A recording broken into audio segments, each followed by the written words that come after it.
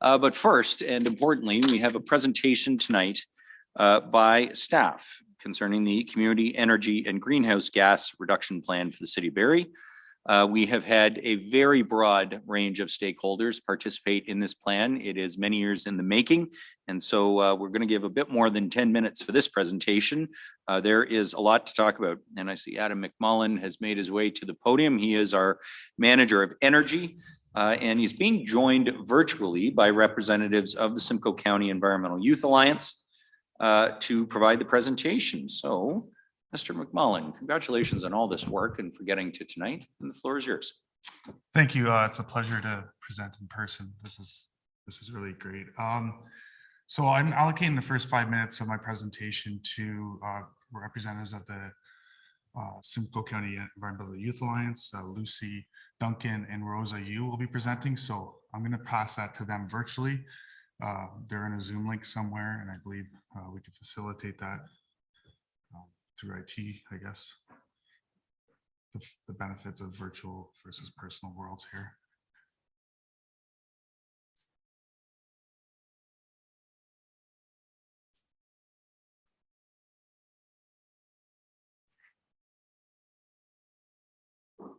Just while we're bringing them into the Zoom call, I should have mentioned off the hop that been a few technical issues with the Rogers feed tonight. I know that folks watching at home are seeing the council-wide picture here, not the Zooms, or at least the close-ups. You're used to seeing the different camera angles. Hopefully the sound and videos coming through, but that's for tonight anyway, and we will see what happens in the future. But that's the view on Rogers as well tonight. There won't be any of the close-ups that we normally get. Are we able to get the Simcoe County Youth Alliance into the call? There they are. Good evening. Welcome to City Council. Thank you. Do we just start? Yes, please do, Lucy. Perfect. Hello, my name is Lucy Duncan. I am 16 years old. I'm in the 10th grade, and I've lived in Barrie for my whole life. Hello, my name is Rosa Yu. I'm 17 years old and in grade 11. I have lived in Barrie for the past 5 years. We are both organizers with the Simcoe County Environmental Youth Alliance, a youth-led initiative here in Simcoe County, working to amplify youth voices in conversations surrounding climate and to bring climate justice to Simcoe County. As young people, we are terrified of what our futures could look like if all levels of government do not take immediate action to address the climate crisis. In Canada, municipalities have influence over around 50% of all greenhouse gas emissions, which is why we need to take action locally here in Barrie. In 2021, our alliance organized the Imagine Barrie campaign. We shared information to educate the public about the greenhouse gas reduction plan and to encourage youths to use their voices. We organized a rally at Barrie City Hall to ensure that the council hears youth voices and implements our perspectives while developing this plan. The Imagine Barrie campaign gave youth a platform to completely reimagine how Barrie's future could look. We want to see a walkable city where no one has the need to even use cars, a circular economy where trash is not even a concept and everything is reused and shared, and a city where supporting our most vulnerable citizens is central to our ideals and where systems exist to ensure that everyone has the support that they need. Taking inspiration from our vision for the city, we formulated a list of demands for the city to incorporate into the plan. We are pleased to see how some of our ideas were highlighted in this plan. For example, the active transportation section, which is a resolution for making roads more accessible to non-car users, and making public transit more accessible and affordable for daily use definitely incorporates our ideas. The circular economy section in the draft also aligns with our support of a sustainable economy based on reuse and recycle. The Simcoe County Environmental Youth Alliance has reviewed the draft plan for the Community Energy and Emissions Reduction Plan, and we are in support of its contents.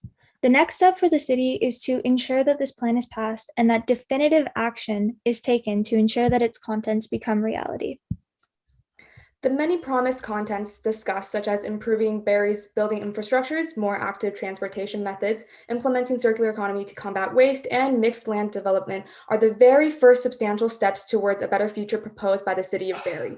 Working towards a better future must center around the youth. and who are truly the future of Barrie. We would like to remind the council that as we approach our voting age in just a few short years, decisions made today will not be forgotten. We will observe the further applications of this plan to inform our votes when the time comes. The city of Barrie declared a climate emergency in 2019, but almost 3 years later, we have yet to see concrete action taken. We no longer have time to make excuses to avoid action. As per the Community Energy and Emissions Reduction Draft, Barrie's greenhouse gas emissions are expected to increase by 40% by 2050 compared to 2018 levels if we don't take immediate action. This is not acceptable. To continue business as usual is to doom the youth to a future of environmental devastation and climate chaos. The time to act is now, and change starts on a local level. We implore the council to keep the youth of Barrie in mind as decisions surrounding this plan are finalized. Thank you for inviting us to speak today. We are in support of the plan and are eager to see its impacts throughout Simcoe County. Thank you. Thank you, Lucy and Rosa, for taking the time and for reviewing the plan and providing support for it. I've been amazed when I've reached out to the youth, especially this group, about how sophisticated and articulate they are. I almost want them to do the presentation on my behalf, which they kind of have. So it's a good start to kind of move forward with this. I'm going to quickly go over what the objectives of today's presentation are. And the main goal here is to solicit support from General Committee for endorsement of the plan, is laid out in the staff report, provide some highlights, talk about enhance some awareness on climate action, and I want to focus on implementation and the next steps. I presented to the General Committee about a year ago, and a lot of this front-end content is very similar. So I'm going to race through this. I have a limited amount of time, and any questions that come out of it you can ask, but I want to get to the next steps and implementation. But quickly, Council has provided support through funding this plan. There was a bit of delay in the initiation because of grant fund and change of government, but we got rolling in about 2019. There's strategic priorities to look at climate action within this current council timeframe, and finally a climate declaration was issued in 2019. This is a quick summary of the last couple of years of developing the plan. The first chunk of it was looking at getting the data and soliciting the information we needed to establish a proper baseline for energy and emissions and what a business's plan scenario would look like. And a good chunk of time was related to establishing the plan, the vision, the principles, the actions, the strategies. And then finally, I'm here, it seems many years later, to bring it forth for council for endorsement, or sorry, General Committee. So the main vehicle for engaging the community was through the establishment of the Stakeholder Advisory Group. So this group had representation from different entities in the community, environmental groups, institutional entities. We had representation from Councillor Alwyn as a council representative. And this group was the main vehicle by which we developed the plan and bounced ideas and ensured that we're capturing all the things we needed to. So that advisory group met over 18 months, 7 times. We also had a great public engagement plan, but then COVID hit. So we threw that out the window and we had to go virtual, which has some benefits, but some drawbacks as well. We had some surveys, we had a public information center. And then when the plan was in draft form, we did some additional stakeholder outreach to kind of capture some of those entities that weren't involved in the stakeholder advisory group. That's when I reached out to some of the youth, which was an amazing experience. We got a lot of feedback there. Reached out to some businesses through the chamber and tried to get some feedback from entities that we didn't capture otherwise. So to jump into the plan, the summary that we did, the baseline shows essentially that the majority of emissions from the community come from private vehicles and buildings, 95%. And the baseline that we use is 2018 because that was the best data set we could have based on the timing. And there's some key findings that the business is planned scenario and the emissions inventory showed. I'm not going to go through all these, but the main ones are there's nearly $600 million in energy being spent every year in the community, and the great majority of those dollars leave the community. Private vehicle transportation and commercial vehicle transportation account for 55% of emissions. The building sector accounts for 40% of emissions. And as previously mentioned, the businesses as planned forecasts will show an increase in emissions by 40% by 2050. The key thing here is without strong action, the emissions, the community emissions will significantly exceed federal targets 2030 and 2050. And to do a graph, we're going like this, and we need to go like this to get to our target. So there's a big gap there in terms of if we don't do anything or take action. Quick summary of the framework of the plan is pretty traditional. So you start with the vision and principles, and the stakeholder advisory group was very effective at developing these. Again, the main highlights are their economic benefits to pursuing climate action. There's a link between the environment, social and economic benefits. There's co-benefits to having all those improve. We consider evidence-based and best practices when developing strategies and actions and implementation. So then you move into from vision principle to the big moves, and these big moves kind of tackle the different areas in the community and the different emission sources. The first big move we're going to discuss is buildings, and buildings represent 40% of emissions from the community, and the goal is near zero emissions in new and existing building stock. The two activities I want to focus on are a deep energy retrofit program. That's one where you look at the existing building stock and you try to incentivize homeowners and businesses to undertake retrofits to reduce their energy and emissions. And then the other focus is a green development standard, where you essentially look at future growth and you try to ensure that you're low or zero carbon with that development so that you reduce your emissions in the future. The next big move, and the one that has the biggest impact on emissions, is transportation, 55%. And the goal is near zero emissions from transportation. And I kind of want to describe these in like kind of two buckets. One is, how do we modal shift people from the passenger vehicle? So how do you get people from independent driving around? So you focus on activities like active transportation, public transit, all of those things to move people away from the passenger vehicle. And then for those who are still driving, you look at electrifying your vehicle, so EV adoption. And that's what these actions tackle. The next big move is waste, and you have a goal of waste reduction through a circular economy. My colleagues are working on this strategy, and although it represents a small emission component of the community, it has other benefits, and reducing waste will have a benefit when it comes to emissions reduction. And then the final big move is related to the natural environment and land use. And this kind of looks at the built environment versus the natural environment. And when we grow, we have to ensure our built environment is more compact, higher density, and that will help improve the whole building transportation aspect of the community. And then more and more importantly will become our natural assets. As we get closer to 2050, those assets will become carbon sinks. So the last goal is kind of tackling those two components of the emission profile of the community. I missed putting in a slide here. I forgot to put the target in.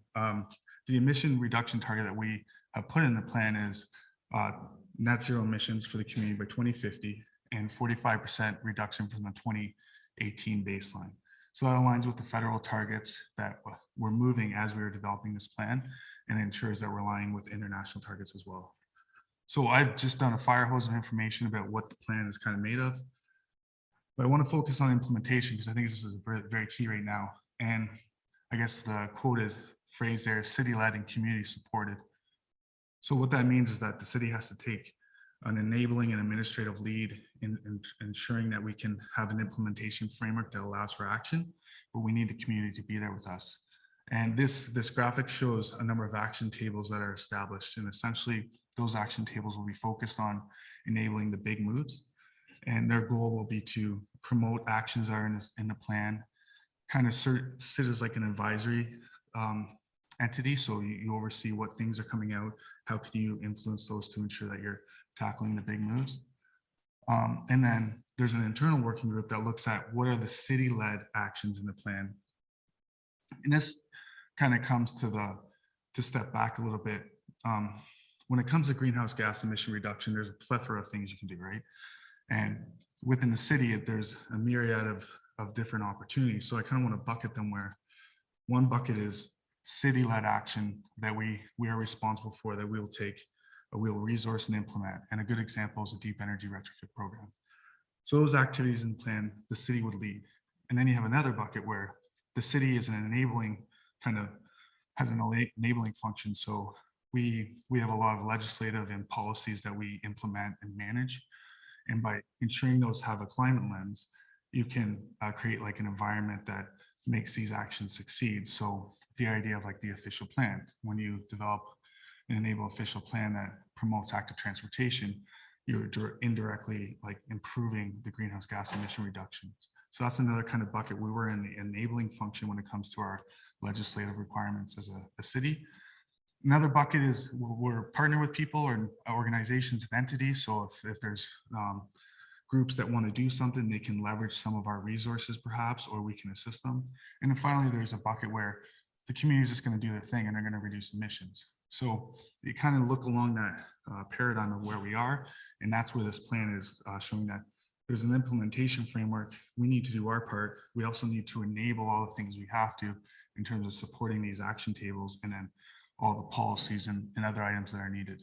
The question is, what is this going to cost? Would come up as from many people who've reviewed this plan, and the scope of the plan didn't allow us to go into each of the activities and say this strategy is going to cost this much. It would be too daunting and it would be too much of a scale of work.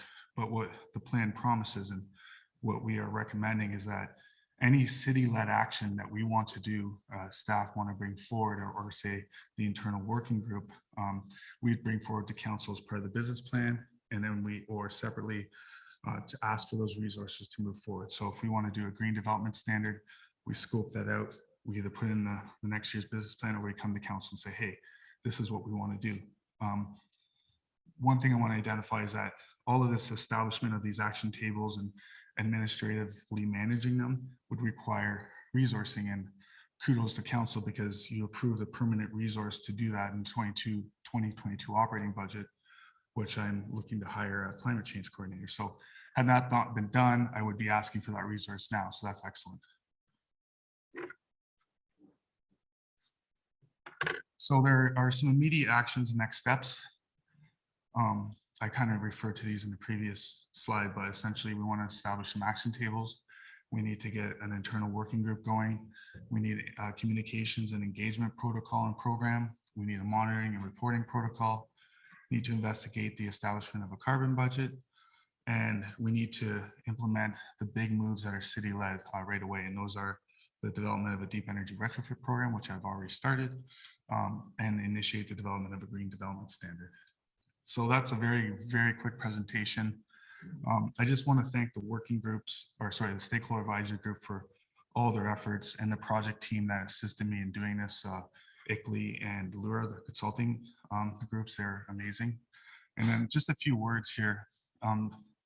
This plan is ambitious with its targets. And as we heard from Rosa and Lucy, we have to take action right away. There's an economic business case here to move forward. There's $600 million of money. The majority of it leaves the community. There's embedding these decisions as in our business practices will help to keep those dollars local. And then finally, the corporation itself has to lead by example. So when we are growing our services or doing things, we have to ensure we're looking at net zero carbon emissions. And part of my work plan is to develop that strategy as well. So that's my presentation. Thank you.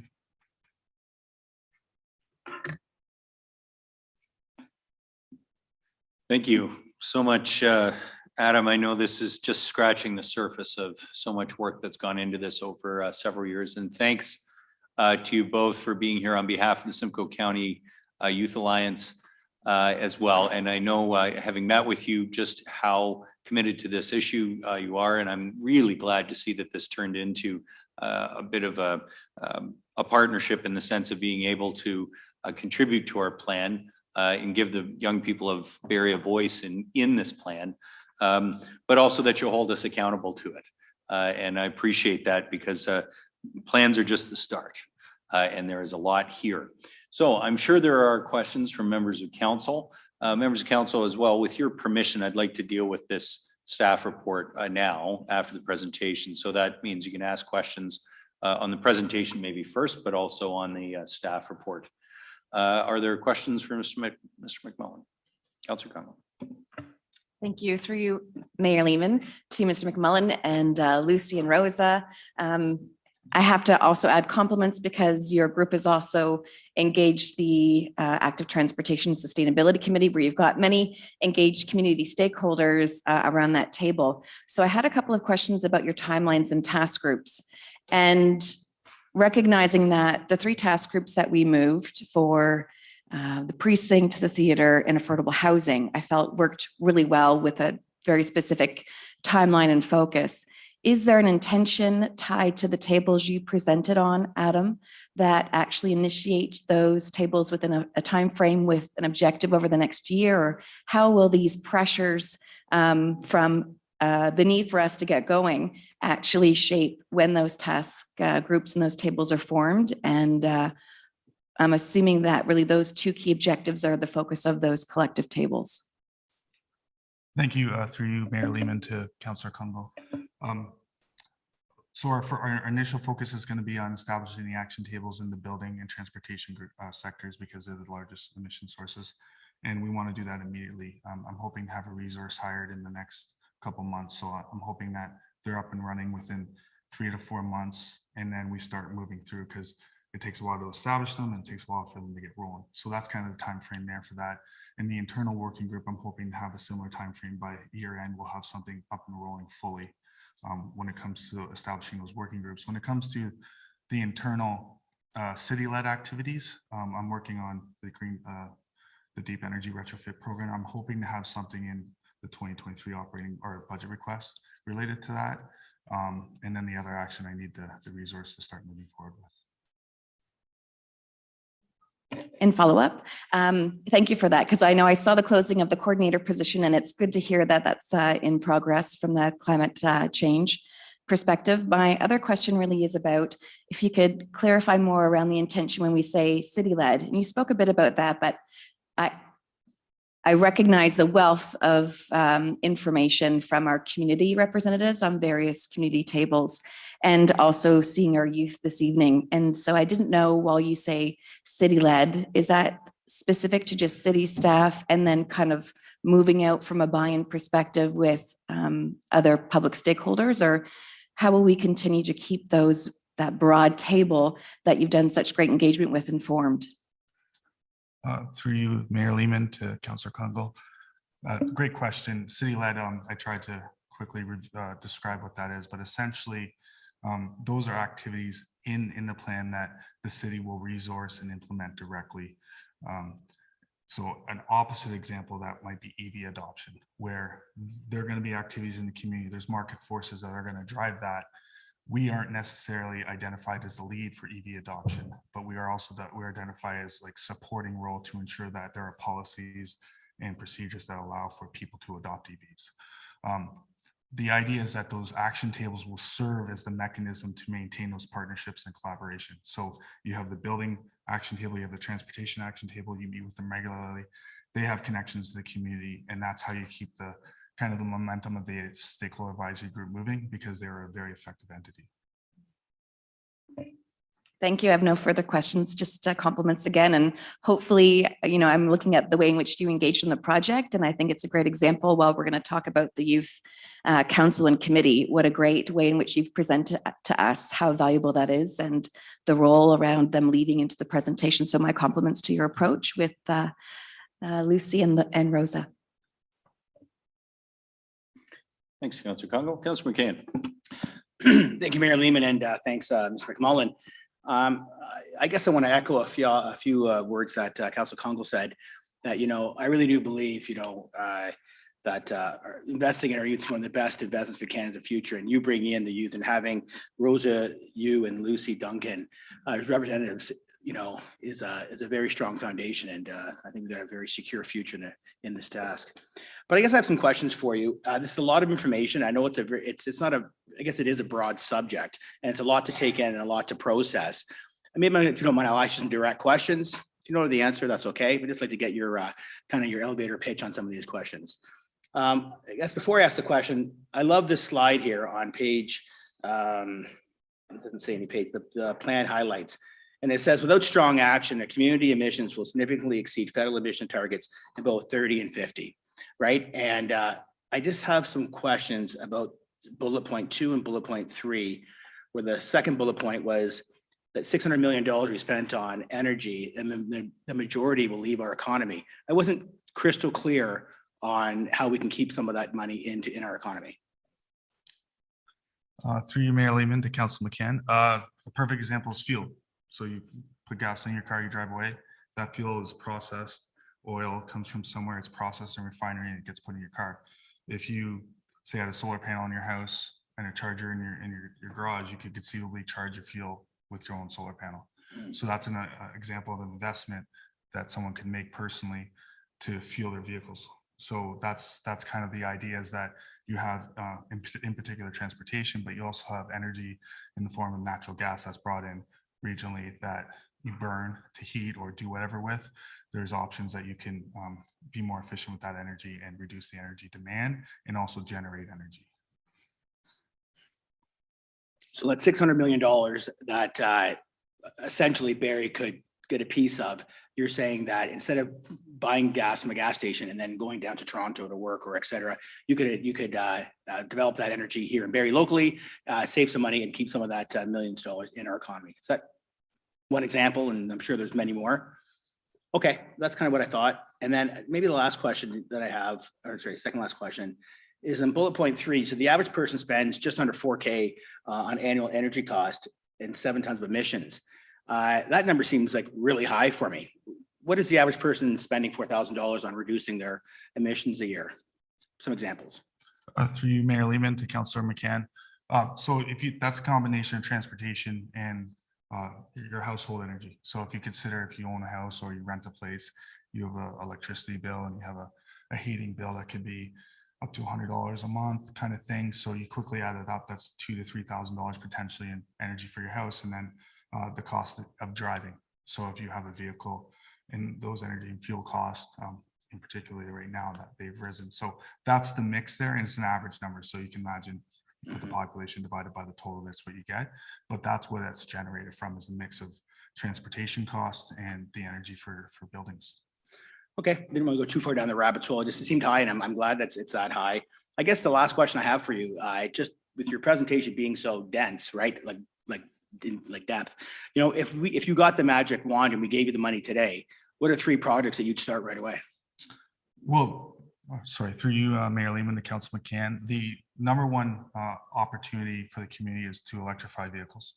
So that may not necessarily be on the city per se, but that could be through other partners. And right now, like at $1, I paid $1.70 for fuel there the other day. A lot of people who are on the fence for the economics of getting electric vehicles, it makes a lot of sense right now. So that's one. The other one is conversion to heat pumps. So a heat pump is essentially a piece of equipment that can use electricity to heat and cool. It's very efficient, and you can replace a natural gas system that uses fossil fuels. So that's a large opportunity to reduce emissions. And then the other one is incentivizing those people who wouldn't otherwise do a home retrofit. So a lot of people will replace a furnace, will do activities in their house. And those are the times when, if you provide some incentive and opportunity, that's when they can make a change. And it's not that much more expensive, if expensive at all. Yeah, okay. And you do bring up natural gas quite a bit. And are you in fear at all that the crisis that's going on in Europe is going to hit North America? Through you, Mayor Lehman, to Councillor McCann, energy prices are always fluctuating. When I started, natural gas was 45 cents a cubic meter, went down to 25 cents a cubic meter. Now it's back up to 35 cents. So those international influences obviously have an impact on energy. It does make a case that why generation is a benefit, but I can't really comment on where the price of fossil fuels is going to go because of the conflict. Yeah, I can respect that. Adam, thanks for your presentation. Thanks, Councillor McCann. Councillor Morales. Thank you, Mayor. Thank you, Mayor Lehman. Mr. McMullen, how can we empower yourself and your department division to getting a little bit more teeth behind some of these things? So kind of piggybacking off Councillor McCann's question, electrifying vehicles. A lot of that has to do with policy-driven initiatives we can do at City Hall, such as requiring new builds to have rough-ins in the garages for single-attached homes, in mixed use, such as the one I believe at 70 Dean Avenue, finally breaking ground in Ward 9, where they committed to actually doing it for certain aspects. So how could we give you a little more teeth with that, as well as fleet? So leading by example. So the city of Barrie has a lot of fleet in bylaw, in enforcement, in Barrie Police, which is technically the city of Barrie, but its own entity. Barrie Fire comes to mind. So how can we really empower you? Because I'm glad to see this. I'm glad to hear that you can provide the conditions and provide education, but I would like for there to be a little bit more of, less of a suggestion, more of a directive for these different, at least city departments to at least look at the numbers and see if it's feasible for them to take these initiatives. Through you, Mayor Lehman, to Councilor Morales, thanks for the question. You touched on 2 points there. One is community-focused activities, and then the one is corporate-focused activities. And the quick reference to the community activities when it comes to like electric vehicle adoption and making that easier. One of the actions is a green development standard. The unfortunate aspect about that is we don't have the regulatory teeth to necessarily make that a requirement. So you can have a green development standard that incentivizes activity. The city of Toronto has their own ability to have a green development standard that's much more robust. And I think a potential benefit and advocacy to upper levels of government to have a provincial-wide STEP program that has requirements for development would be great. But that's our limitation on that angle. When it comes to corporate activities, there's a huge opportunity for greenhouse gas emission reduction. And one of my activities in my work plan is to do a net zero carbon strategy for the corporation.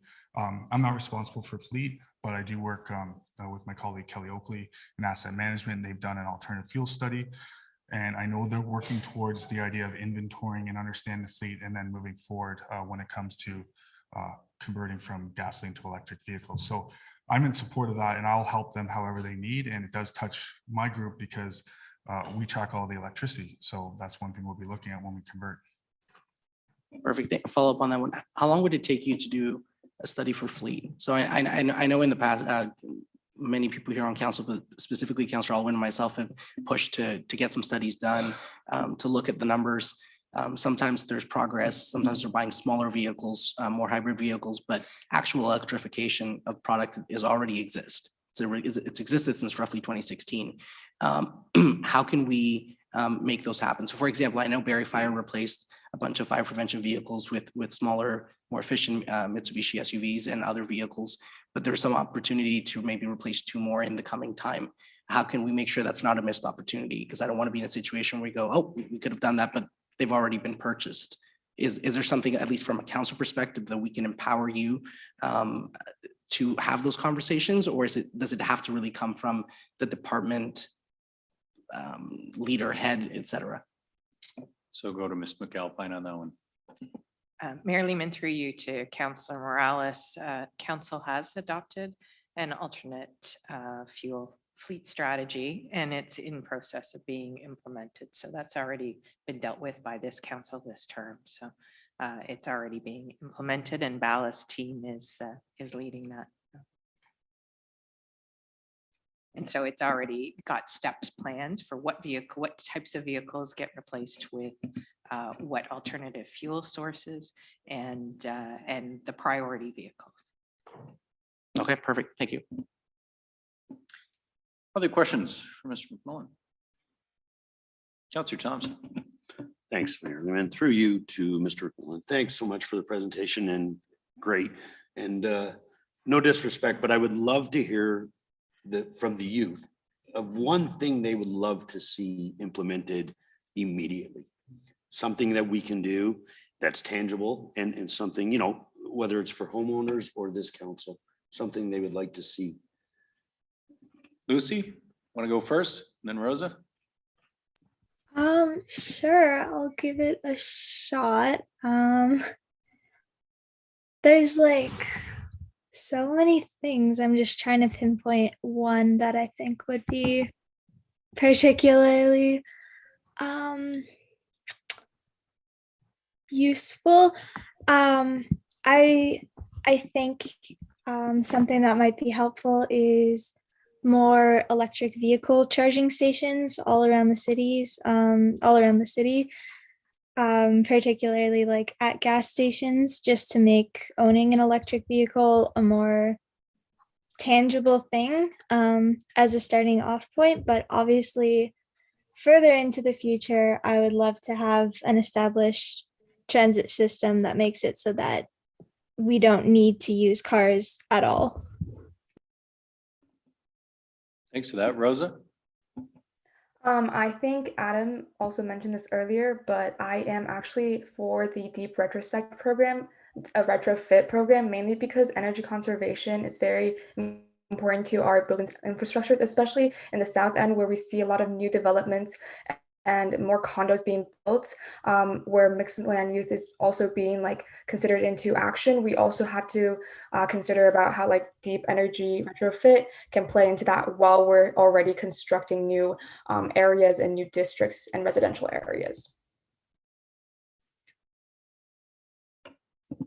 Perfect. Through you, Mayor Lehman. Thanks so much. And just to thank you both for, and the rest of the group for taking the time. And it's so nice to see the youth being engaged. And funny enough, the presentation comes on a day where we've passed to look into a youth council, you know, so I think it's great, and keep up the good work. Thanks. Thanks very much, Councillor Thompson. Councillor Aylwin. Thank you, Mayor Lehman. And thank you, Mr. McMullen and Lucy and Rosa for being here this evening. I'm with you, Lucy and Rosa. I am terrified about where we're headed as a world. I mean, I'm 28 years old, and I have been thinking about these issues since I was your age, and have seen the lack of action from all levels of government year after year. So I'm with you on that. Thank you for being here. I do have a question for Mr. McMullen. Being part of the stakeholder advisory group was a great experience, and we got sort of a closer look at some of the data around emissions reduction targets and the business as usual scenario versus what the projections, if we take the steps in this plan, would look like. I'm wondering if you have any of that information available for us this evening. I found the graphs that showed you know, the upward trajectory of where we're headed versus what we could do if we implemented these steps very sobering. And I like to start from a place of looking at the science and what the science requires from us in terms of the actions that we need to address climate change. So I'm wondering if you have any of that data or those graphics available for us this evening to see. Or if you can speak to it. Through you, Mayor Lehman, to Councillor Aylwin. Thank you. I believe IT has a slide that shows the graph of a business's plan versus what our strategies would look like. So I think we can bring that up, and it kind of gives you an idea of the stretch as we move forward, how much further we get away from our emission targets. So this quickly shows the big moves pathway, the red line, the target from the IPCC is applied there, and the black line shows where we'll move to. So there's a widening gap as we move out. And essentially it shows that our big moves have a bit of a gap between the targets we've established. So when you model out all of the activities, there's a slight gap. We acknowledge that. And as we reiterate and refresh this plan, we'll have the ability to narrow that gap moving forward. Thank you for sharing that. This is what keeps me up at night. This is what I talk to my therapist about, graphs like this. It's scary seeing that black line. That's where we're headed. That's the current path that we're on. And even with these ambitious steps we're proposing in this plan, that only gets us to where that red line's going. And then those blue dots are what the science requires of us to avoid catastrophic climate change. So we have a lot more to do. So a second question for you, Mr. McMullen. What, if any, what opportunities exist right now to accelerate this work and get us on the path to really moving forward with those big moves? Through you, Mayor Lehman, to Councillor Aylwin. I've mentioned previously, but the biggest opportunity for emissions reduction is the conversion to electric vehicles. A big portion of that pie is transportation in general of passenger vehicles. So in many cases, the market will help with that because people are going to see the price of fuel and they're going to make changes on their own. The other major item is moving residential houses away from natural gas and onto efficient heat pumps. So the deep energy retrofit program, which I keep referencing, that and highly incentivizes heat pumps would go a long way to start to reduce that emission profile from residential houses. And we've started that process of initiating what that program would look like. We've partnered with the Clean Air Partnership to do a characterization study that will allow us to apply for FCM funding in the future. And so we're moving that forward as this plan was being developed, and hopefully with the climate change coordinator role coming on, we can accelerate that even quicker. Okay, thank you for that. My last question is around the idea of a carbon budget and sort of accountability and reporting on the data and the progress against this plan. I think that's such an important piece of this that we need to know where we're going and how we're doing. So what does that process look like in terms of developing that carbon budget and reporting that out? Through you, Mayor Lehman, the Councillor Alwyn. Thank you for the question. I manage the corporate energy budget, and I have a budget for every single utility that we pay for. And it's an amazing tool because when something varies from our consumption budget, you immediately have to look, why is it doing that? And then you can take action. So a carbon budget is a similar activity where you allocate an amount of resource over time, and you say, have we used that or not? And if we vary, why did we vary from our target? The challenge with the carbon budget for a community is that it's very cumbersome to get the data. So it took us 6 months to get the data to develop the 2018 baseline. So to roll over a carbon budget is challenging at this time. That doesn't mean there's not new technologies out. There's some sources of data that are turning over in real time that we may be able to access to promote that. But ultimately, what we would do is we'd allocate a budget of carbon, and then we'd understand either year over year or every other year where we are, and then we can try to pinpoint where we're not achieving our targets. And that's different than a target. A target is we're going to hit this number at a certain time. A budget is we have this much to spend over this period, and it's a much different mentality because if you have only so much to spend and you spend too much too quickly, you have less for later. And I believe in the plan, it says if we continue on our business as planned scenario and we were carbon budgeting, we'd run out of carbon by 2032. Okay, thank you for that. Ouch, that last comment hurt. So thank you again for the presentation. Thank you, Rosa and Lucy. On a more positive note, I really like the approach that you took with Imagine Barrie, imagining what a more livable future would look like, because that's what all of these actions are about. It's about creating a better future. So thank you again. Take care. Thanks, Councillor Owen. Next, I have Councillor Jim Harris.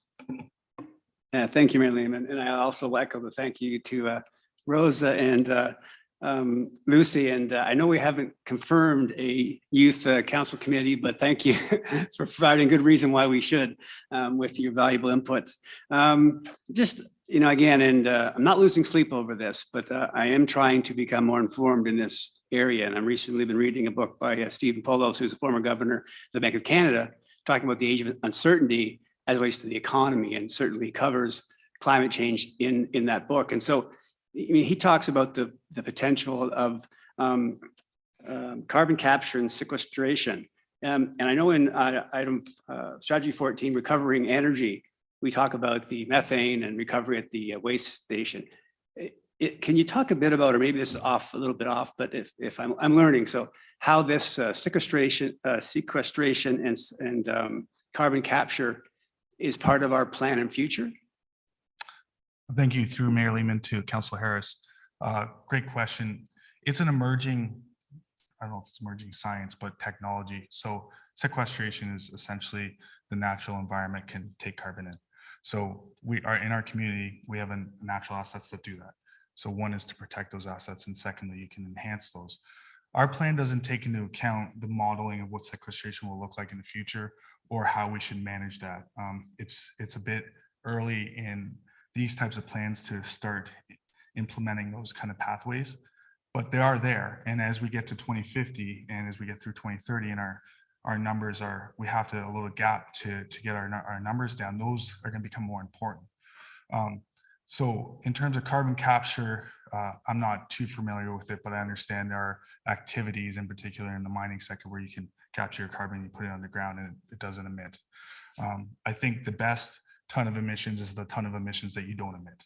So carbon capture would be at the bottom of a pyramid when it comes to activities that you want to implement.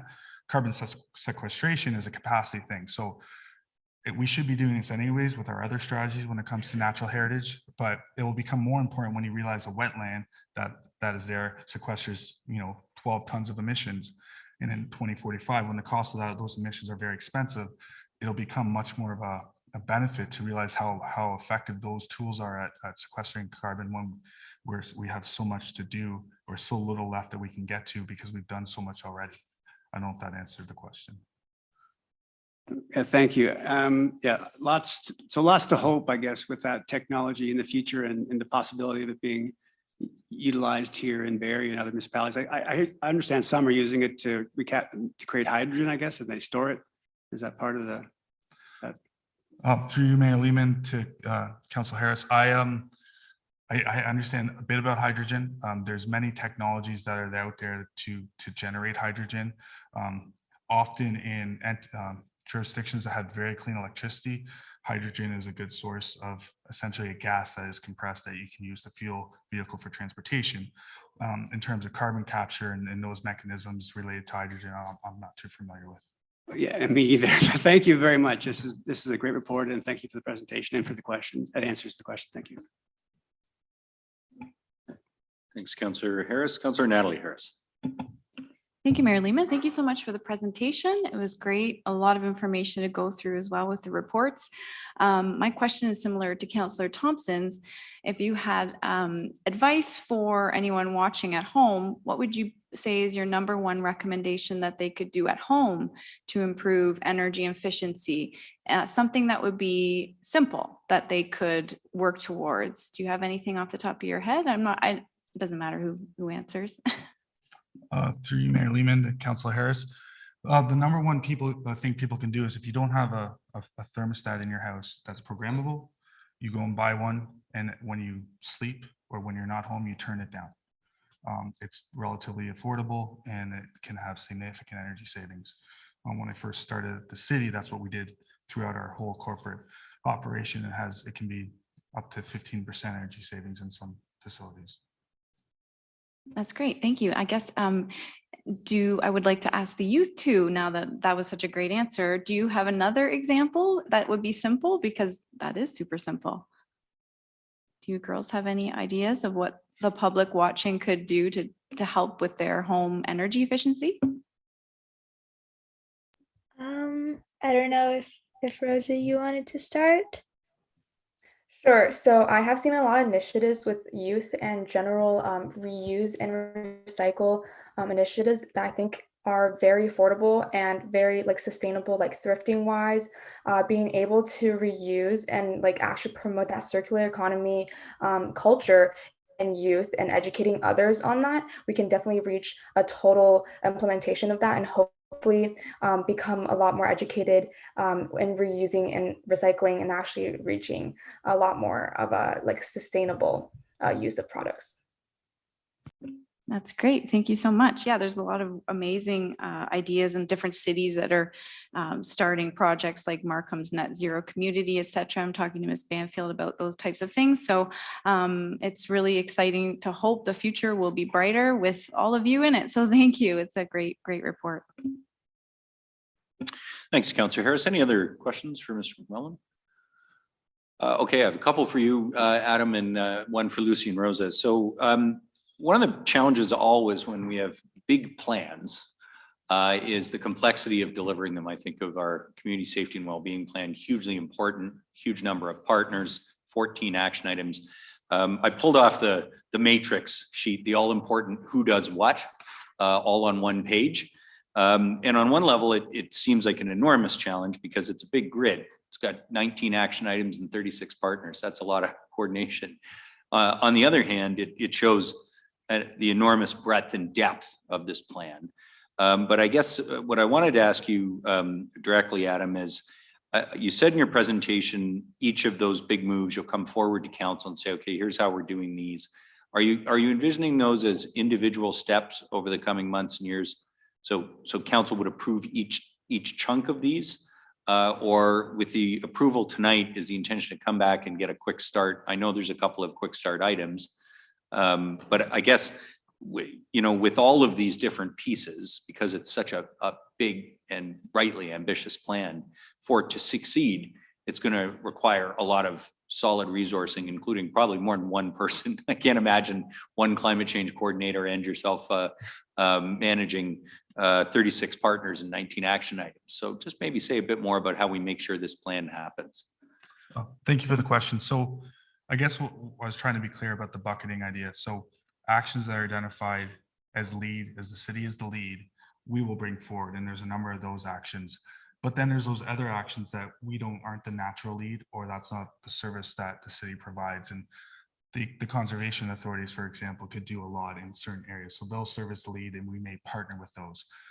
When I say we'll bring forward resourcing requests and budgeting needs, that will be for city-led actions that are specific. And I keep highlighting the two, but the deep energy retrofit and the green development standard, there's other activities in there. And there's other services that the city are doing that naturally align with this plan, and like public transit, active transportation, and those things. They come to council in by different means, but having the lens of climate action embedded with those decisions will help to address those items. But I agree there's a lot of actions, but to be clear, the ones that we are leading as a city will bring forward directly to council. Okay, and that kind of anticipates my second question, which is around the deep energy efficiency retrofit program. I mean, it comes through when you read the full plan, as even in the staff report in the presentation, but especially as you read the full plan. 95% of emissions from transportation and buildings, headline initiatives in each, deep energy retrofit in buildings and EV adoption in transportation, many other things, of course, active transportation, transit, and there's no one piece to any of these. But just on that deep energy efficiency retrofit program, I noticed the lead is identified as a new energy retrofit entity, TBD, and the city is going to be the facilitator, and then there's a whole series of partners. And I did, by the way, want to compliment you on all of the partners that were engaged in this. I mean, just that alone is an incredible piece of work to go out and not just talk to industry, not just talk to the public sector, not just talk to advocates, bring them all together, as well as the community. But for this one, we're counting on a new retrofit entity. Can you tell a bit more about how we see that playing out? Because I really think this is a key one for the sort of next level of climate change mitigation. Thanks for the question. So this is partly because we've implemented some action when it comes to this program. And what we envision is partnering with an entity that provides a concierge service. So essentially, there's a third party that we participate with that does kind of the vetting and assist in the application and processing the financing of a deep energy retrofit program. And we're looking to partner with entities and go and get FCM funding for that. So that's why we've identified a to be determined service, because we would be the lead in partnering with that concierge. And there's other municipalities that are looking to do this. And we're currently participating in a cohort with an FCM grant with the Clean Air Partnership to do the studies and necessary steps to then make the next step to then participate. It makes a lot of sense for a lot of municipalities to participate in a service that does this across the province, because it reduces overhead, it improves efficiencies and all those types of things. So that's why there's a to be determined there, because we're looking at that direction and that seems to make sense. It's really challenging for us to take that in-house when you have the opportunity to scale it up across multiple cities in the province. Absolutely. And of course, this is some work we are doing together through the MARS initiative for Municipal Energy Efficiency Fund, which also has FCM support now. And I think that's a key piece because as we all know, there's a strategy here. It will also require resourcing, which means money and people. And yet we've seen, for example, in London, England, the mayor of London, England had a fund which got leveraged 10-1 with private sector and philanthropic investment to leverage the government money, which then funded those energy retrofits out of the kind of savings that they generate. So it's its own business case, but then the carbon impact, the reduction in carbon, especially through energy retrofits, was so much greater. If we're counting on the next entity to do that, and I know FCM's been looking at who can play that concierge service. AMO has local authority services that did our streetlights, for example. That's sort of low hanging fruit because it's one thing. You're just doing streetlights. Deep energy retrofit is much larger, especially on the community scale. So would you see reporting back? I mean, do you think that's the kind of thing that's going to happen in the next sort of year or so, or is that something that, yeah? Yes, it's an immediate action. We're focused on it, and we're actually talking internally about how this would work. So that cohort is going through the characterization studies, and then they're going to come back with a plan about what that concierge service would look like. So I would hope within the year we report back on where that is. Yeah, There's a lot of depth to that one, I think. Okay, and then my question for Lucy and Rosa, and thank you again for being part of this presentation. And there's totally no wrong answer here. I'm interested if there's something that didn't get into the plan that you were hoping to see. And I mean, this is a hugely ambitious plan. So I'm trying to imagine what that would be. But I know when you did Imagine Barrie, you had a very forward-looking kind of thought about what our community could be like in the longer term. And not all of those things might not have might have fit in this plan. So I'm interested if there's something else that didn't get in there that you would like to see and you would like us to keep our eye on or keep focusing on. Rosa? Passing the baton to Lucy, please. Sure. I think something that I would have liked to see a little more emphasis on, potentially not necessarily in the plan itself, but just in general in how the city goes forward with enacting this plan and with how they're dealing with the climate crisis, is really heavy emphasis on the people in our community who are ultimately the most affected, which, that includes Indigenous communities, that includes houseless people and people living in poverty, disabled people. I think just going forward that we should really have a heavy look into programs that will support those folks in dealing with the impacts of climate change that we're already seeing, and making sure that as we go forward with dealing with it, it's done in a way that is accessible for everyone. So I think, yeah, that would probably be my answer. I don't know, Rosa, if you have anything to add. Yeah, and I also agree with the recent hurricane this summer. You can see how extreme weather has definitely taken over our local city as well, not just only impacting like internationally, like for example, in countries like Haiti, who's also hit by climate crises. We can also look at like our local cities, like previous tragedies and such, and contributed to climate crisis as well. And we definitely need to recognize how many people were able to recover and many people were not able to recover from the damages. Well, thank you very much. I'm going to leave the questions there. That's a great note to leave on. As with many of the other challenges affecting our community, like the housing crisis, we know it is not felt by everyone equally. And a reminder of that is a really great message to give us. So thank you very much for that. Thank you for the presentation and for answering questions. Lucy and Rosa and Mr. McMullen, of course, an enormous amount of work here. Members of General Committee, Deputy Mayor Ward, you held the item. If you wouldn't mind putting it on the floor, then we can move into discussion and debate. I will put it on the floor and I'll make a few comments, Steve. All right, go ahead. The only thing I wanted to mention was something that really wasn't mentioned by anybody, and that was the quality of the report, the writing of the report. I found it very readable, which was, I mean, often to be truthful, when we get a General Committee agenda and we see a 90-page report in there, whatever it is, 80-page, sometimes think, oh no, what's this going to be like? But it was actually very well written. It was easy to understand. I love the examples that were used in it. You didn't just use big cities like Ottawa and Toronto. You used, comparable cities like Kingston and Guelph and Newmarket, and even smaller places like Sault Ste. Marie. And I think it was really valuable to see kind of things that municipalities are actually doing to meet their climate targets. So I just want to say thanks for the extremely well-written report. And I think that's important because one of the big things in this report is getting the public of Barrie to buy into the report. And I think you have to have a report that they can actually read or want to read to make that successful. So congratulations. Thanks for that, Deputy Mayor Ward. You're absolutely right. I thought the same thing. Councillor Riepma.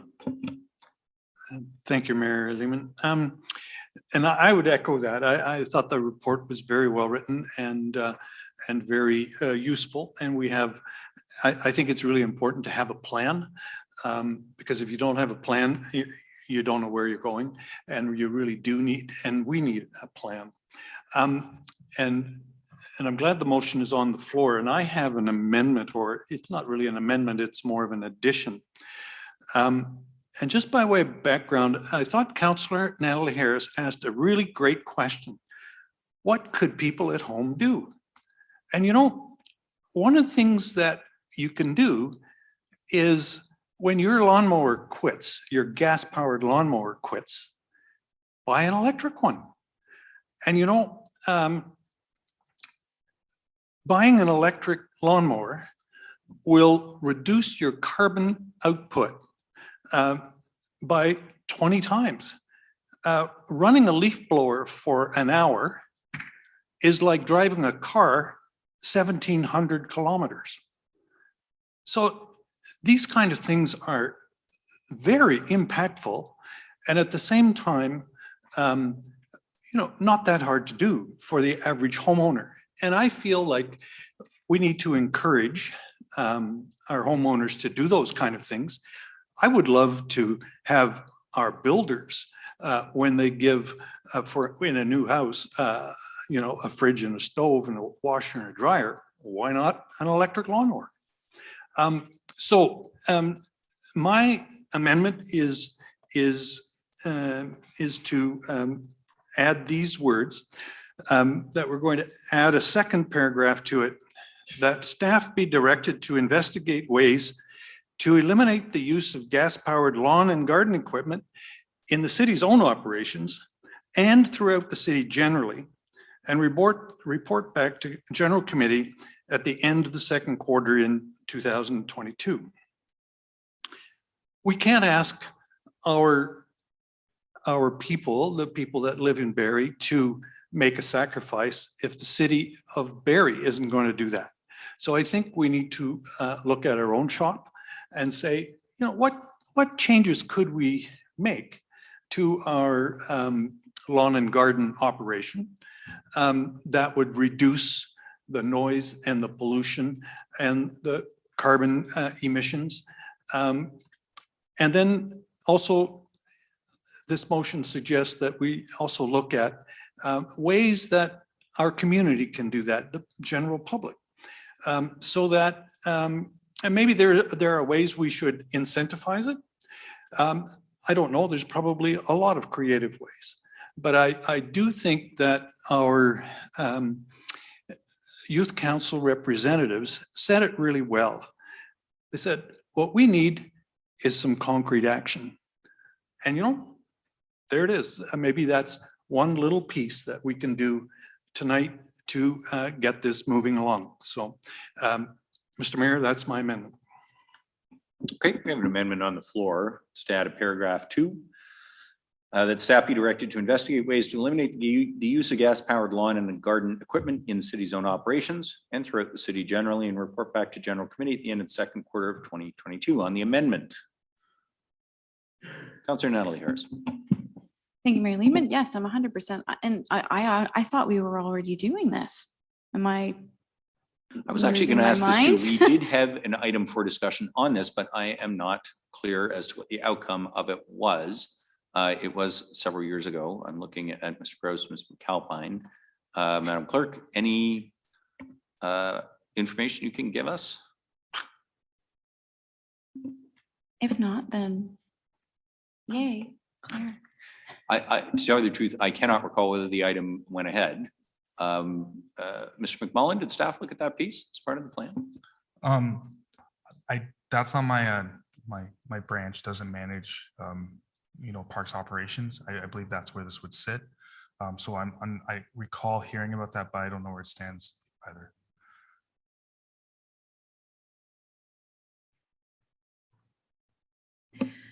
Through you, Mayor Lehman, to Councillor Harris.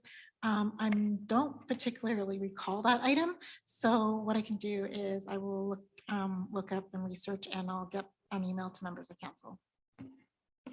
Great. Yes, thank you. So in the meantime, I approve that amendment. That's great. Never hurts to say it twice. Maybe we can get an update though on the status of that previous item. I don't recall myself what the disposition of it was, but I do remember that an item was brought forward. On the amendment, members of General Committee? No, I will call the question then. Those in favor of the amendment? Is anyone opposed? None. That carries unanimously. Thanks, Councillor Riepma. Did you have anything further on the broader plan? I think that's fine. Thanks. Okay, thank you so much. Other comments on the main motion as amended? Councillor Aylwin, go ahead. Thank you, Mayor Lehman. So I'm going to start with a quote here. The world's biggest polluters are guilty of arson of our only home. So that was Antonio Guterres, the UN Secretary General, after the release of the latest IPCC report on climate change. And I think that was a recognition that individual action, done by homeowners in isolation, one-offs, is not enough. This is a collective problem, and it needs collective action to address it. And I think that's what this plan recognizes. This plan doesn't just look at the corporation of the city of Barrie's emissions. This plan is looking at the entire city's emissions. It's not just looking at one sector of the economy, it's looking at all sectors of the economy. And that's the type of action that we need if we're going to address this problem.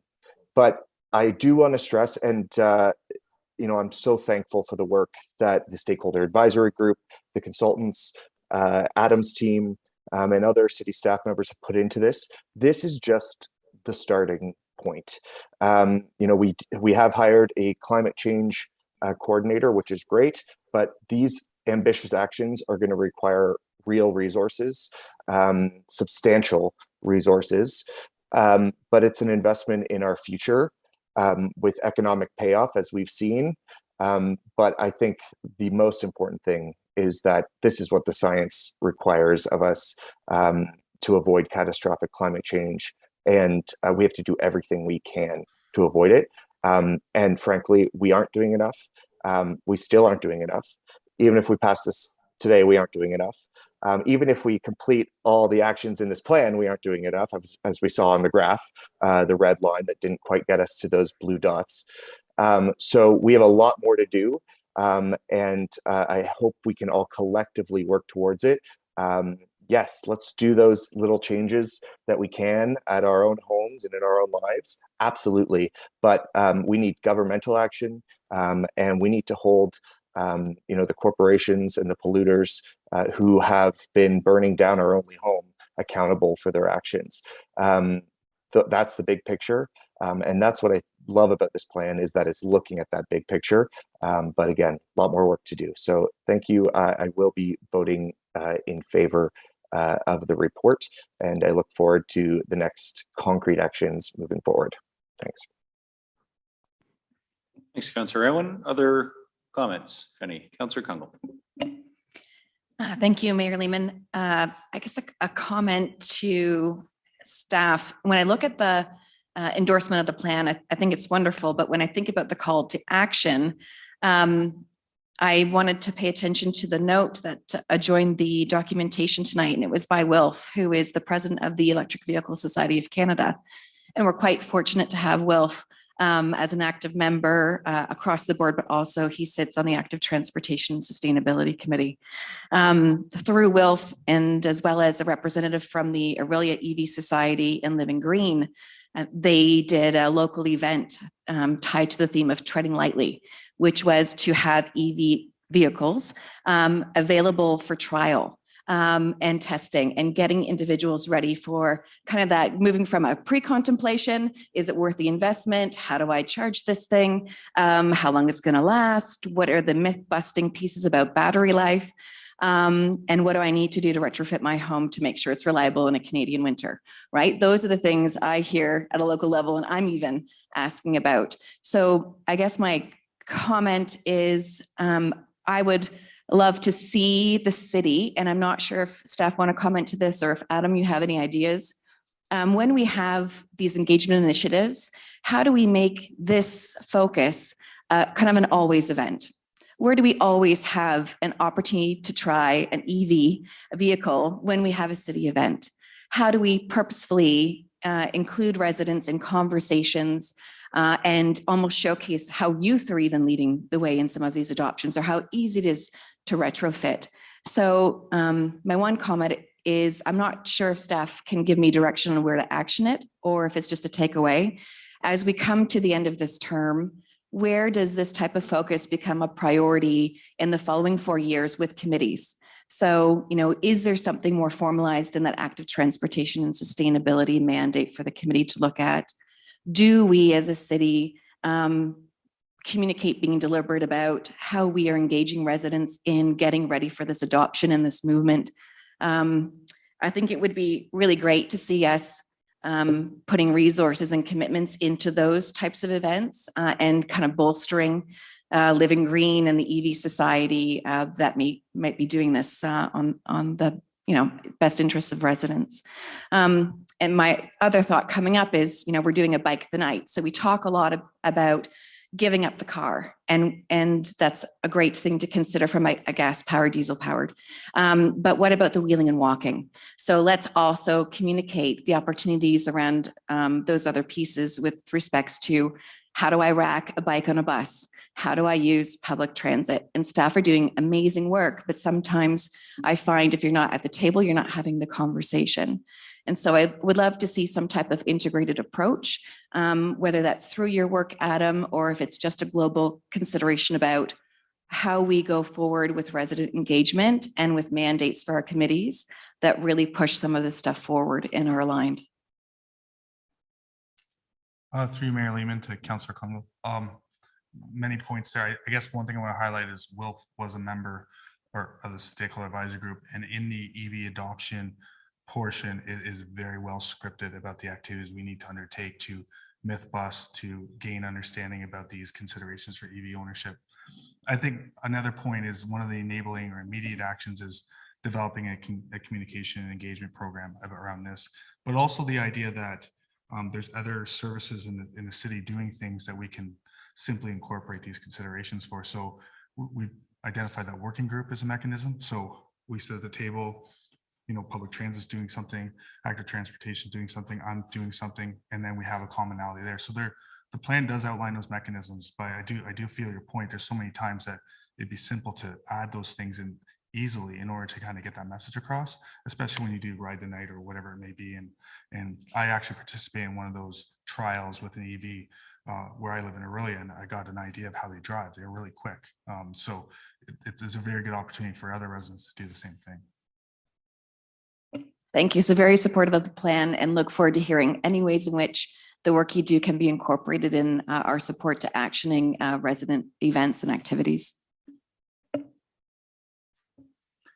Thanks very much, Councillor Kungle. I have Councillor Morales next. Thank you, Mayor Lehman. Mr. McMullen, does the report as amended, does it have a stipulation that yourself / your department, Mr. Pugh's, report back to council for regular updates as we go into the future?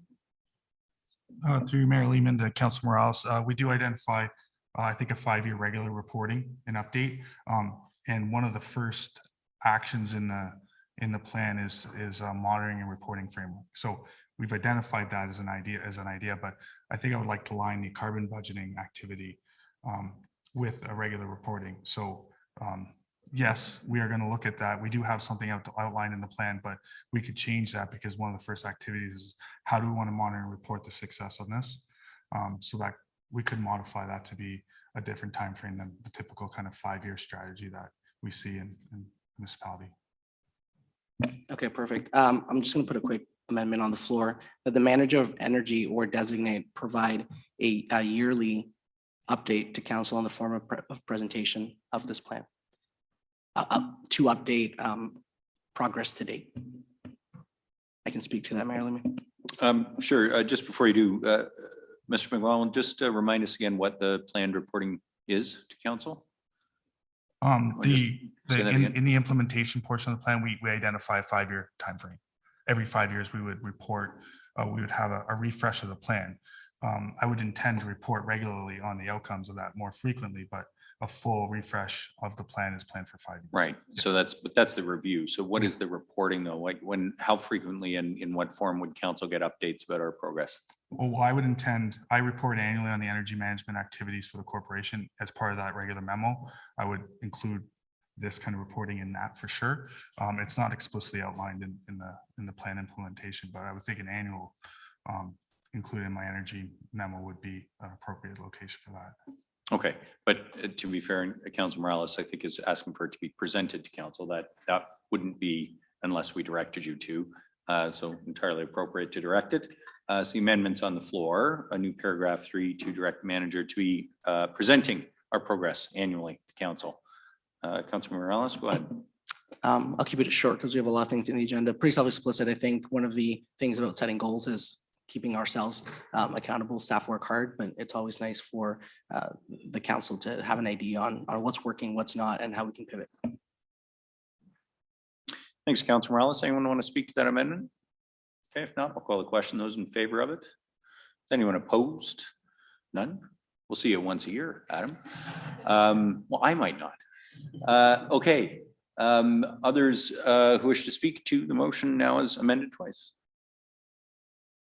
Okay, I will just say thank you again. I will say it is a very ambitious plan. And I guess the one little asterisk I want to put on today is when you have a plan that requires fundamental change to our buildings, to our transportation, these are expensive things. And local government has never been the level of government that's been able to fund the kinds of capital that is required to meaningfully affect climate change. I mean, we have barely enough money to do the 60 different things that we deliver the residents of Barrie every day. Absolutely, we need to change and use a lens on all of those 60 things about climate change. But I want to echo some of the earlier comments and the comments in the report that we need senior levels of government to come to the table. And I do not want us to think for a moment, oh, just because we don't have deep pockets, we can't lead on these things. So the reason I brought up earlier in my questions, the MEEF, the Municipal Energy Efficiency Fund that Mars is trying to put together with Victoria, we're part of that as well, the City of Barrie, City of Victoria and others, is because we know the money's got to come. We're going to need more money to do these things. But there is a very clear return on all that investment to our local economy, as has been outlined in here, and far more importantly, to trying to hand the next generation a livable world. And I think that funding is going to be absolutely essential to the difference between the plan being a good plan and the plan being one that has a substantial outcome to our carbon footprint. And so I guess I really want to encourage, as we adopt this, us to advocate for the funding of this plan.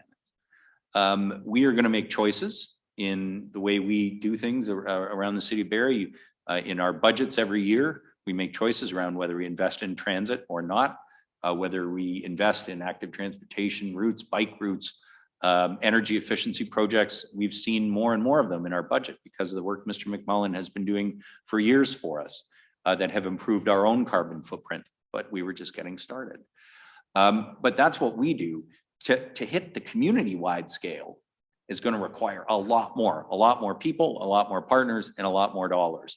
And it's capital funding that's needed because changing heating systems and buying new kinds of vehicles are not cheap propositions. But the really hopeful note I wanted to put on this is I've watched other cities do it.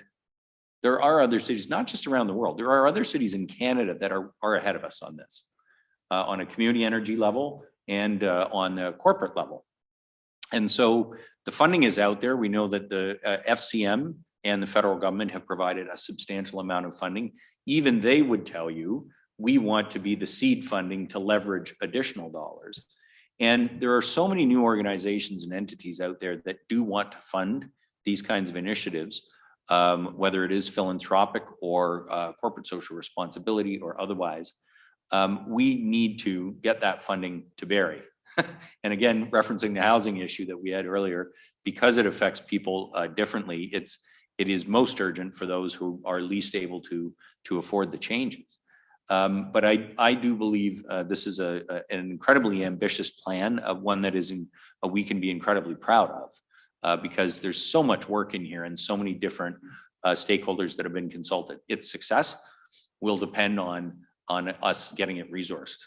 And by us, that's going to be the responsibility and part of City Council, substantially a part of City Council. It can't just be, well, we're going to expect staff to go off and apply for grants, and then whatever part of the plan gets grants, that's what gets done.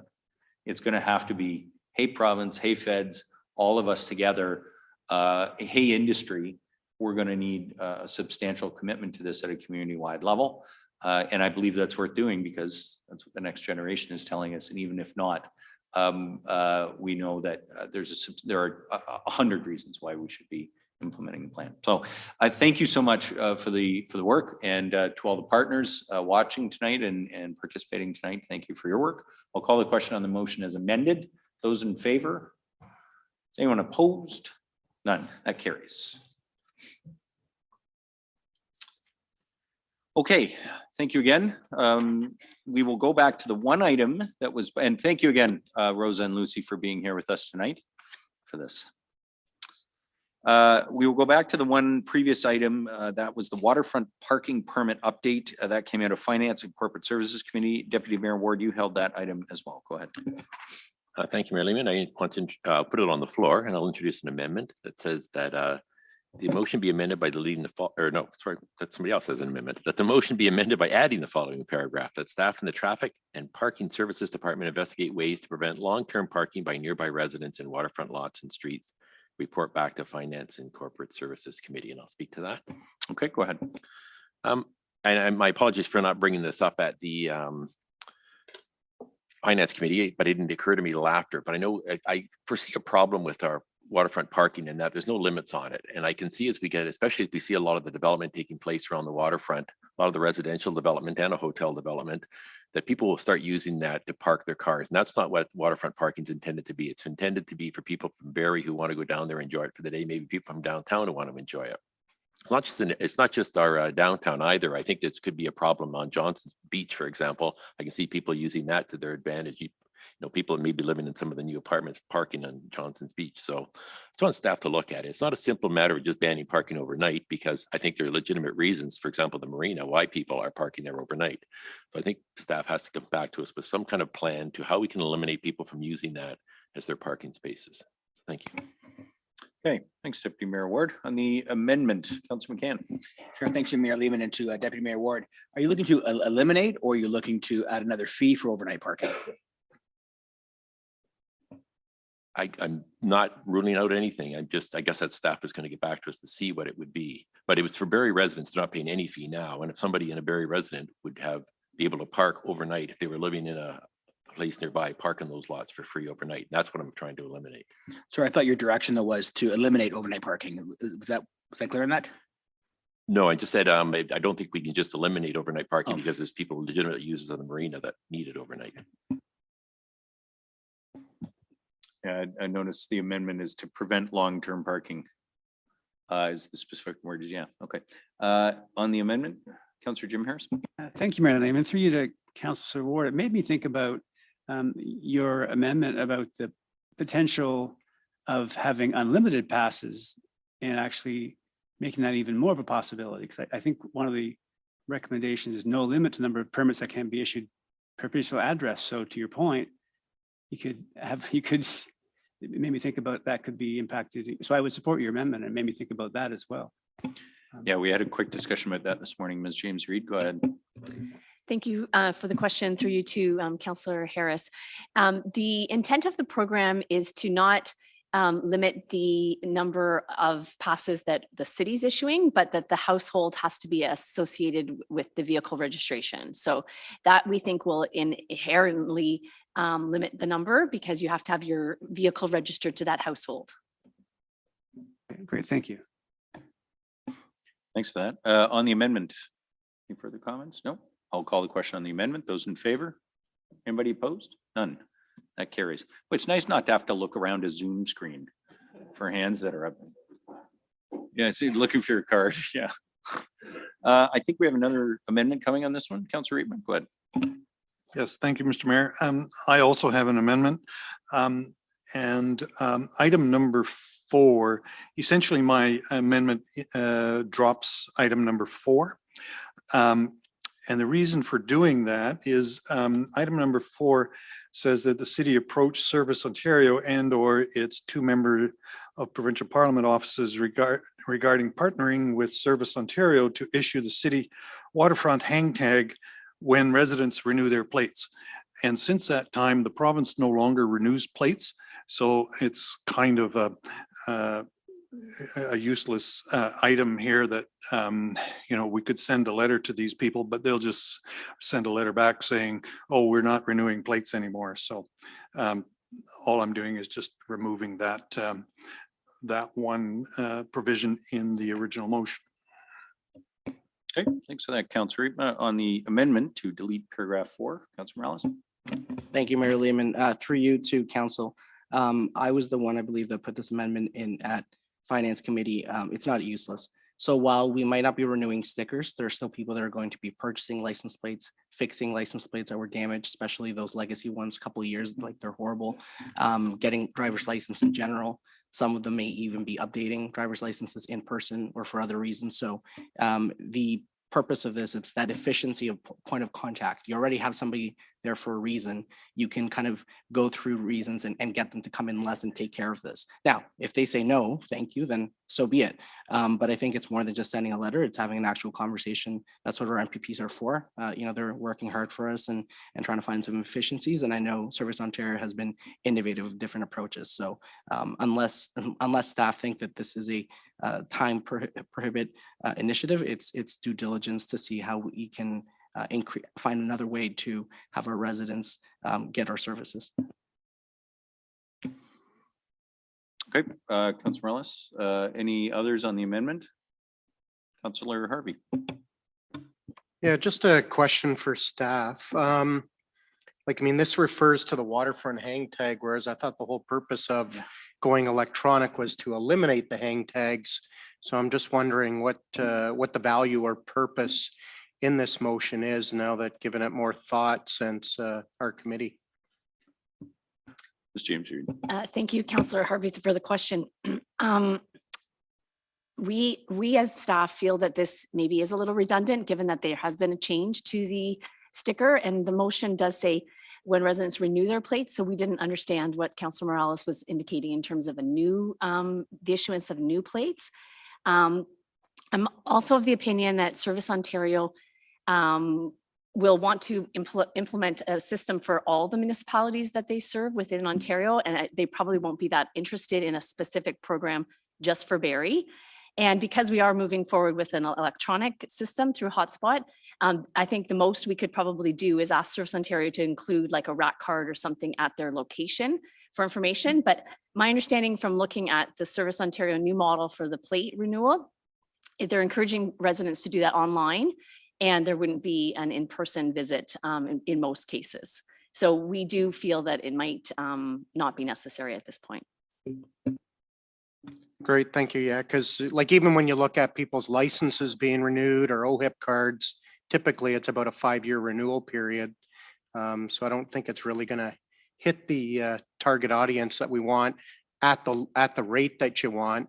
And obviously, I would imagine, especially if they're going to be issuing something through Service Ontario, they're going to, I would suspect, charge some type of an admin fee, opposed to, I do like your idea about using it as an advertising venue with some type of a literature that would be available to residents just for information purposes, but still push everybody back to city staff to be able to go get that or do it online through the app.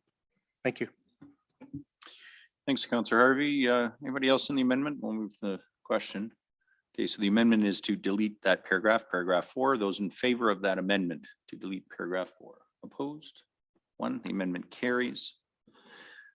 Anything else on the motion as amended? Okay, seeing none, I'll call the question. Those in favor of the motion as amended. Anybody opposed? None. That carries. Okay, we will now move back into the staff reports.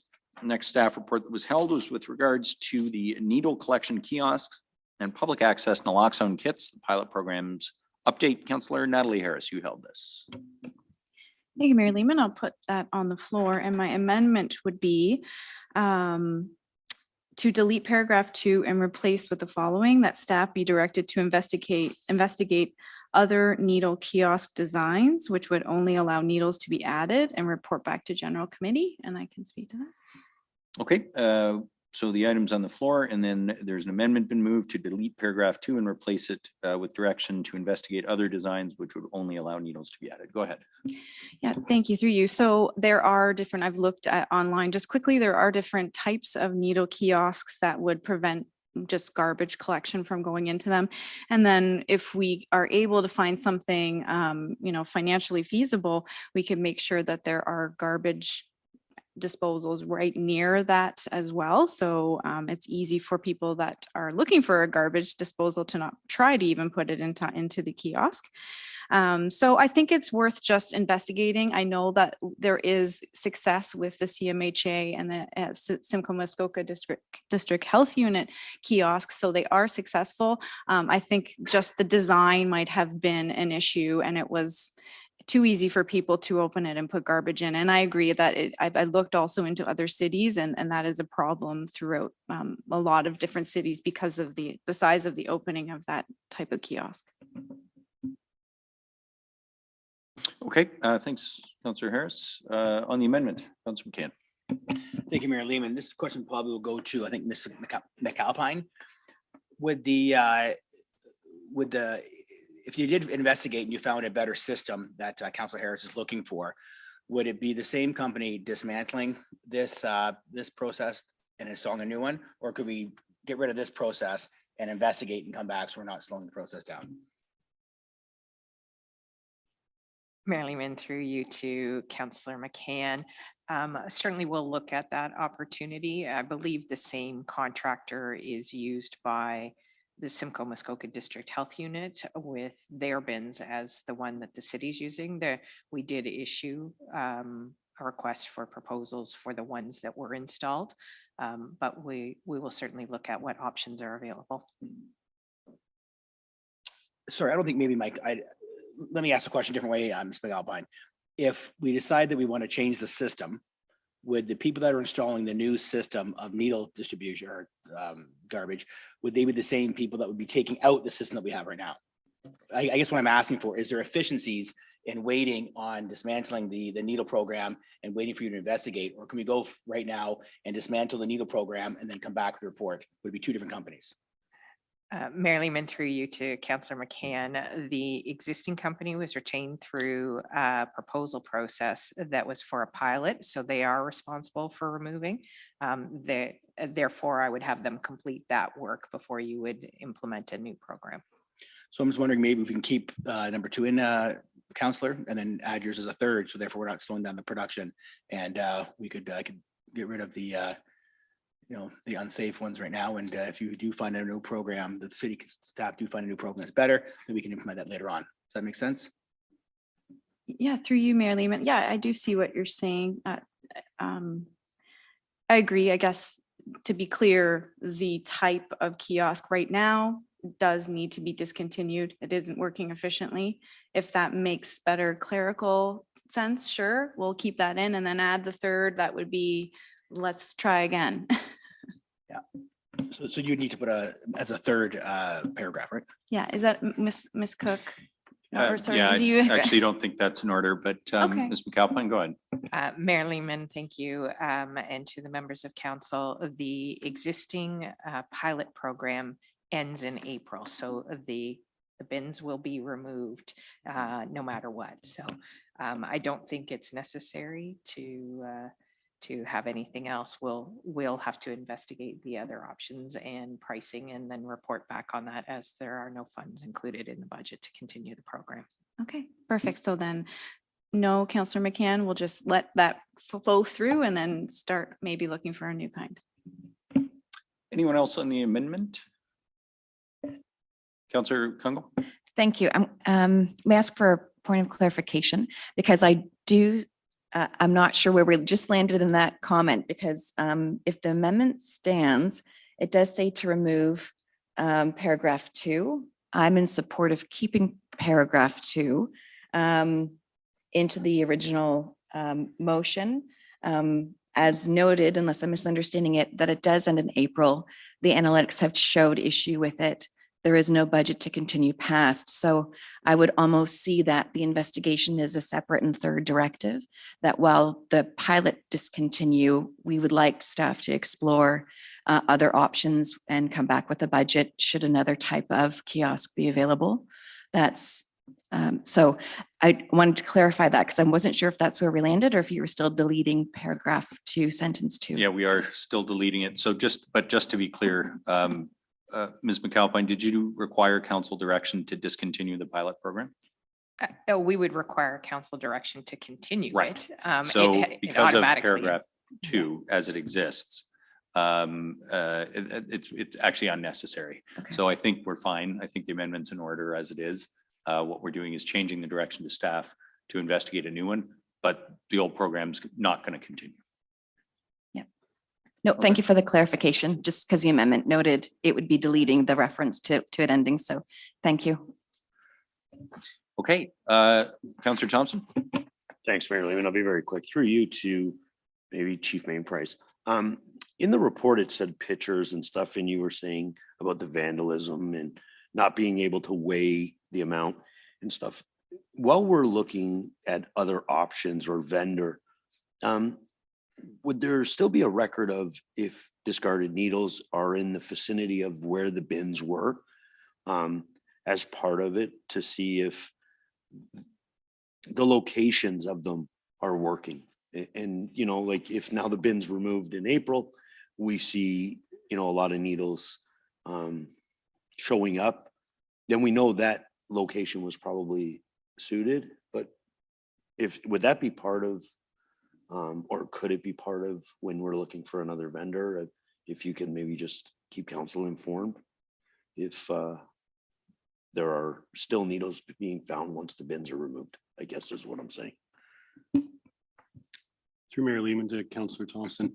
Yeah, we generally have been relying on our park staff. They're our best eyes and ears to let us know where they're seeing the discarded needles, as well as some of the complaints we received from residents. We have the park staff have reported they've seen a shift in some of the areas already where needles were being found, and now they're being found in some other areas. So we would certainly monitor where the park staff are reporting needles to be found and include that with any future procurement. Thanks. Perfect. That's a good point, Councillor Thompson. Thanks for that. Any other comments on the amendment? Councillor Jim Harris. Yeah, thank you, Mayor Lehman. Maybe through you to Ms. McAlpine.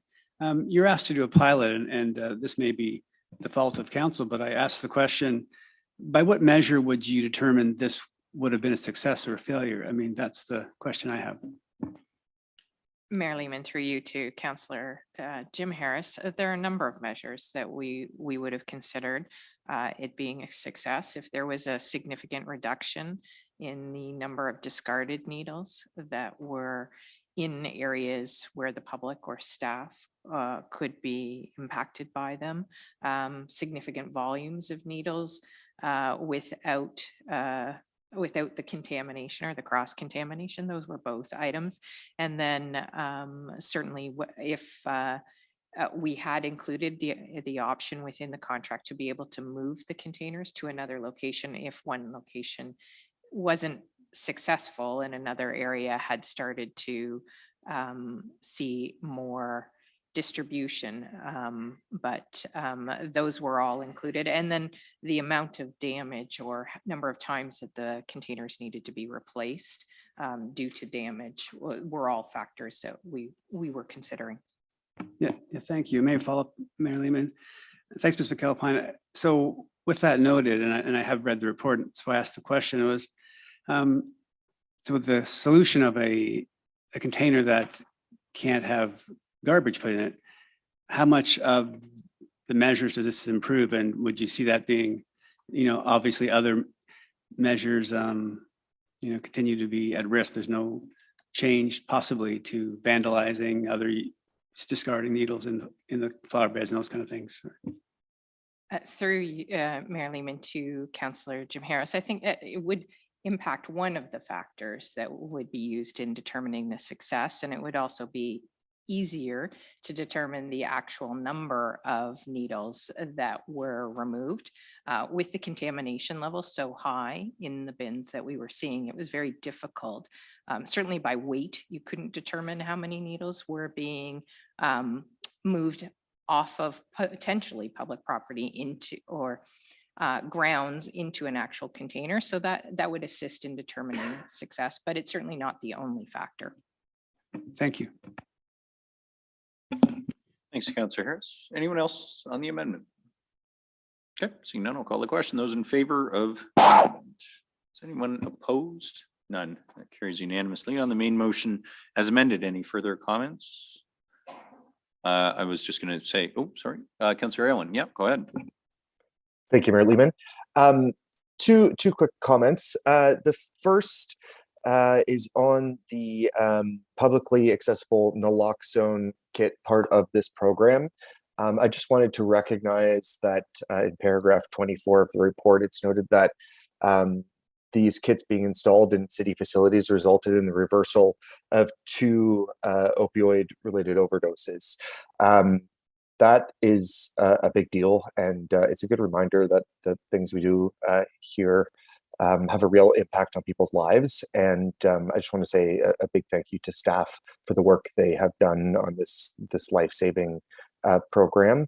And my second comment does focus in on the needle collection piece and the issue of discarded needles. We know that there is a solution available to this problem of discarded needles, and that's a supervised consumption site. This council endorsed it May 31st of last year, and the application was formally submitted to both the federal and provincial governments in October of 2021. People are dying at an alarming rate, and we have seen both the federal and provincial governments dragging their feet on this life-saving service during an emergency.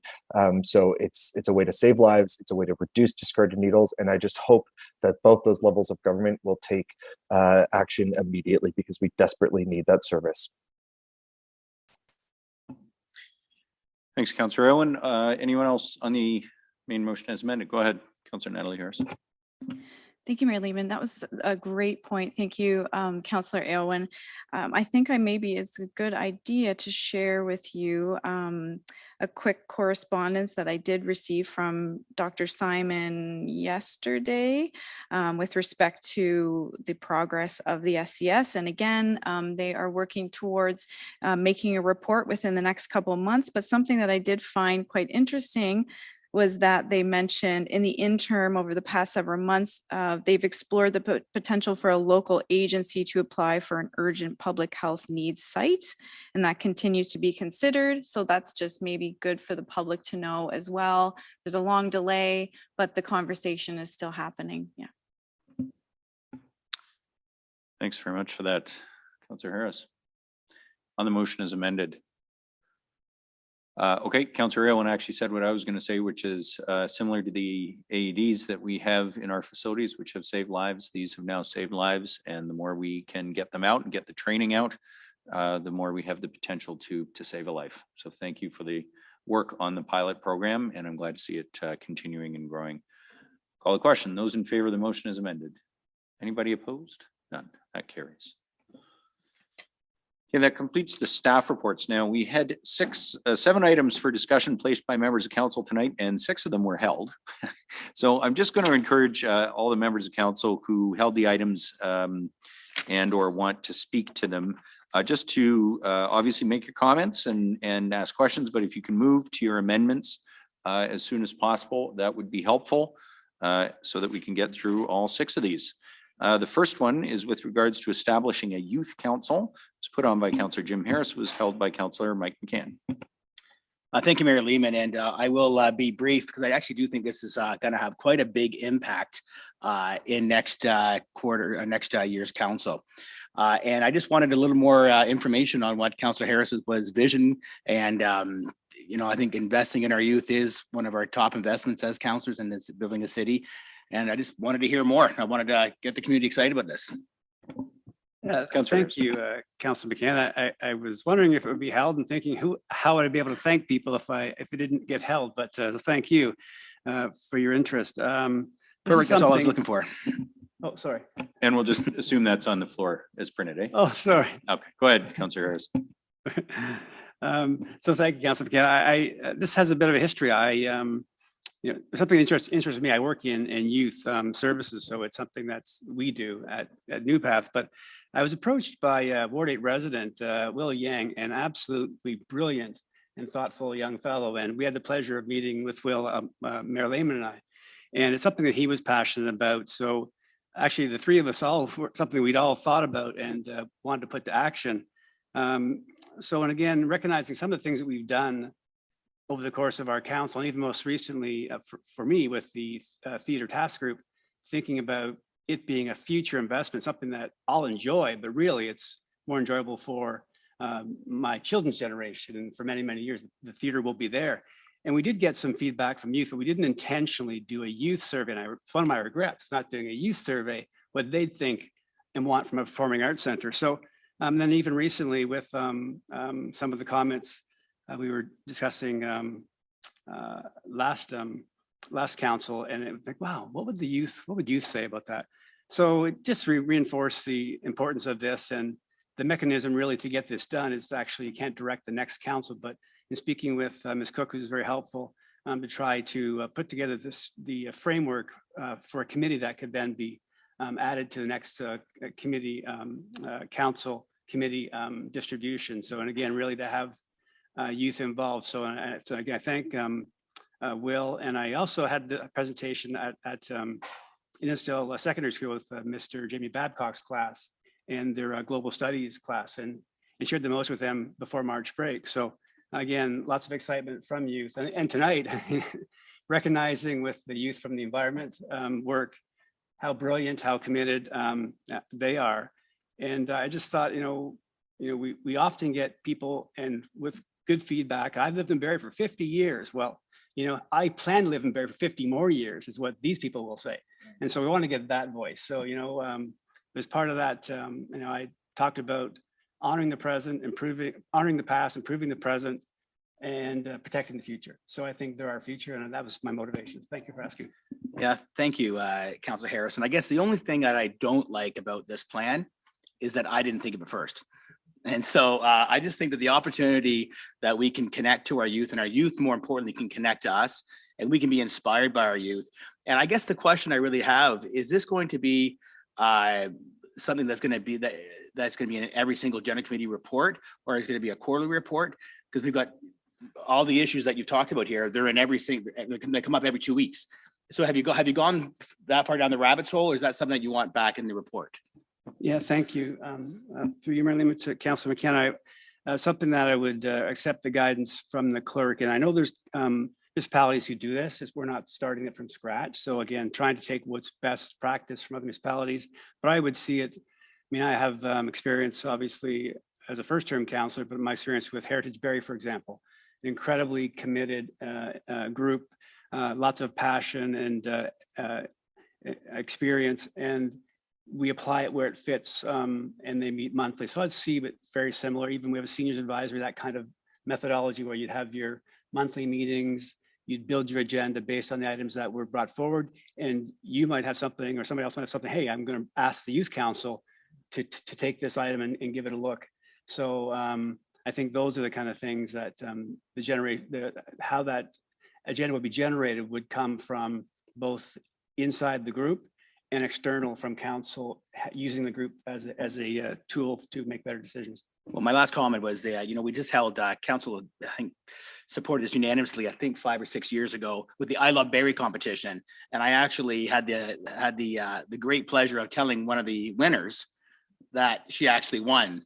And just seeing her eyes light up and just being a part of society, being a part, connecting, being inspired and inspiring. Jim, I think this is great. And I'm really looking forward to seeing how this impacts the city of Barrie. Thank you. Any other comments on the motion? It's on the floor. Councillor Congo. Thank you.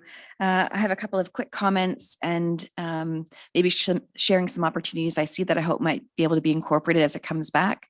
One is knowing that we've got the student mayor process that we've rested.